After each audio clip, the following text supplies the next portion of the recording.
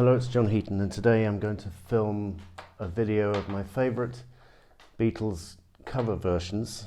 So as you probably know, they recorded quite a few cover versions in the early part of their career. That became progressively less as the 60s progressed. And there's quite a nice CD which covers all the cover versions put on an album, at least the original 60s albums, and it has the original versions of all the songs. So for example, Arthur Alexander singing Anna, Little Richard singing Long Tall Sally, and well worth checking out, because I was very interested to hear the originals and to see how they compared to the Beatles version. As I'm biased, in most cases I preferred the Beatles version, but that wasn't the case in every case, so that was interesting. The thing I'll say about this album is it didn't include all the cover versions they did in the BBC sessions, which is what we got treated to in 1994 with the release of this superb double album, which had been previewed on the BBC, if you remember, in a programme called Beatles at the Beeb with Andy Peebles. And it had been well researched by Kevin Howlett, and there was just so many nuggets on this album when it came out, and then they released a further volume 2, another double album, triple on vinyl actually, with some interviews at the end. So Beatles fans really did have Christmas come early in that year of 1994. And as you'll see in my top 20, my favourite, keep on having to qualify any lists that I do and point out that it's my favourite Beatles cover versions. Doesn't mean it's the best, or doesn't mean you can't have a different opinion. You're perfectly entitled to think what you like. I'm just giving you my slant on things for what it's worth, okay? So I'm going to go in reverse order, and the first few tracks are from the BBC sessions, and the first one is Crying, Waiting, Hoping, which is a Buddy Holly song released in 1959, and George Harrison takes the lead on this, and turns up on side 2 of here. These are very long sides. I mean, this was a double vinyl album, but there's 17 tracks on both sides 1 and 2. So even given the fact the songs are short, most early 60 songs are short, or 50 songs, you're talking over half an hour a side. So that's interesting. Anyway, so that's number 20, very nicely sung by George, very good harmony backing vocals from John and Paul. And then 19, another one from this album, the Hippie the Hippie Shake, which was written by a guy called Chan Romero, written and released in 59. It was performed by the Beatles on BBC in 63, and then it was a hit for the Swinging Blue Jeans in 64, I was reading. And this is another example of just a staggering McCartney vocal, and how joyous it was to hear a new McCartney vocal albeit on a cover song, when we heard the BBC tapes. And as John, I think, said in one of his final interviews, the one with the BBC with Andy Peebles, he was talking about the BBC sessions 2 nights before he died, and saying they were well recorded, and kind of implying that, where are the tapes? Bernie Andrews was one of the DJs. Anyway, they did see the light of day, but not till 14 years after John died, unfortunately, 94. Number 18, we've got another track from the BBC sessions, I Got a Woman, hit for Ray Charles, who wrote the song in 1955. Superb Lennon vocal. And the lead-off track on this album, discounting the Beatles' Greetings and From Us to You signature tune. And a bit of chit-chat. I Got a Woman is the first proper song, and for a reason, because it's brilliant. Great vocal from Lennon. I can't really think why they didn't do this in concert, or why they didn't put it on an album, because I think it's better than some of the ones they did release, and I'll come to that maybe later. 17, Soldier of Love, not written by Arthur Alexander, but on one of his albums, written by Kaysen and Moon. Very good track indeed. To Know Her Is to Love Her, I've got at 16, written by Phil Spector, and a hit for the Teddy Bears in 1958. Originally, the words when the ladies sang it were "to know him is to love him," but the Beatles changed it to know her is to love her" for their version. Great harmony vocals all the way through. It's a joy to hear this. You can tell they were big fans of this song, and it comes across in their performance, very heartfelt and affectionate version of this song. And 15, we've got the Honeymoon Song with Paul on vocal, written by a Greek gentleman called Theodorakis, co-written with Sansom. 1959, a vocal version came out. This is interesting because it's in the same style as Till There Was You, but Till There Was You was preferred to this track with the Beatles sessions. In fact, I don't think they even recorded it in the studio. If I had been George Martin, I would have pushed them to release this song on the album. Paul did return to it later on the Mary Hopkin postcard album, which he produced for her in 1969. Mary sings a good version of this track, but it pops up on here, and so just because we missed out on the early Beatles albums, it's on here now, so no complaints. Number 14, I've got Memphis, Tennessee, a Chuck Berry song from 1959, and just a brilliant version by the Beatles, brilliant vocal from Lennon, and I think this is better than the Chuck Berry song that they did record on with the Beatles, which was Roll Over Beethoven with George on lead vocal. I think this cuts it to pieces, is much better, in my opinion. Better vocal, just better version, better song, if nothing else. So that's at number 14. At number 13, Roll Over Beethoven's never really been one of my favourite Beatles songs, sorry to say. But anyway, Act Naturally, by Buck Owens, a fairly recent hit from 63. This was recorded in 65, of course, on the Help album. And Ringo was given the vocal to sing, and sings it very nicely. Paul's on superb harmony vocal on the middle eight, or the "Well, I Bet You I'm Gonna Be a Big Star," that bit. And Ringo and Buck Owens performed an amusing video together in the late 80s, early 90s. I'm not sure of the exact date. Number 12, I've got Slow Down, one of 3 Larry Williams songs that the Beatles covered. This appeared on an EP. It's on here as well, a BBC version. And Lennon gets to sing the lead, as he did on quite a few of these early BBC sessions. More often than not, John's singing the lead. Not always, of course. George is given a few lead, as is Paul.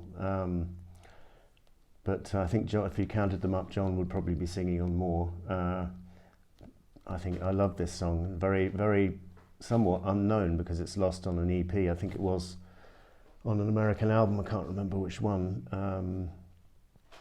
Number 11, I've got Honey Don't, Carl Perkins, 1956, but I'm going to choose the version from here, from side 4 of this album, because Lennon's singing the lead, and with all respect to Ringo, he does a better job. So I've got that on here, and maybe they gave it to Ringo for political reasons for the Beatles for Sale album, because he was, like to give him a vocal.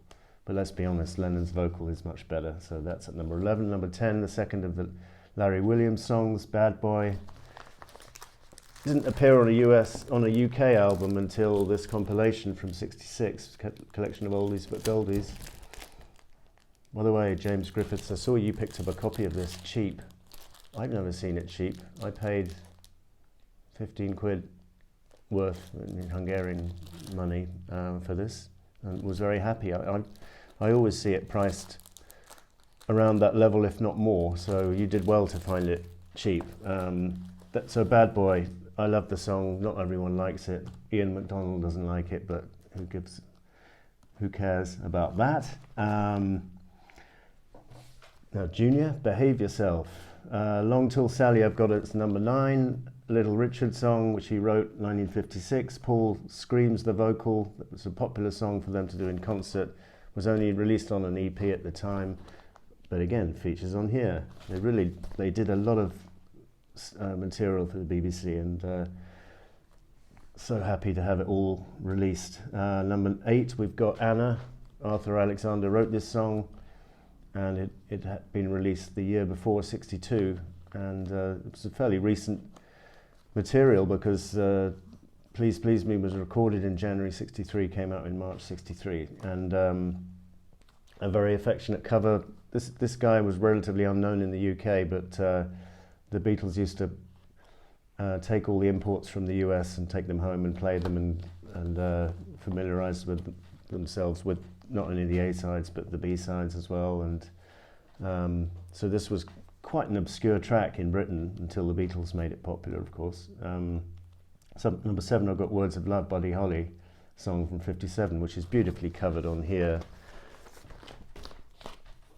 Great harmony vocals from Paul, George and John, and great guitar from George Harrison. I just think this is really tastefully done, not too dissimilar from the original, but that's a good thing probably.